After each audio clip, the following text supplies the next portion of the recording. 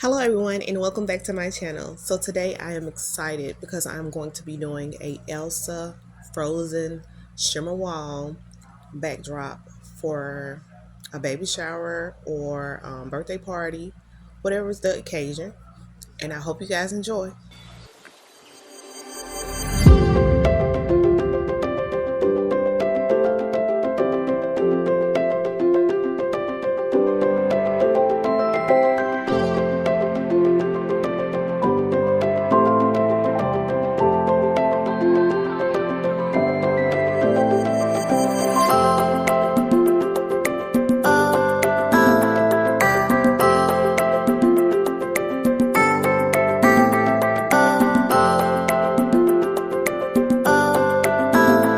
Okay, so I wanted to explain right here. What I did was took a zip tie and took the pole off the stand and attached it to the shimmer wall first.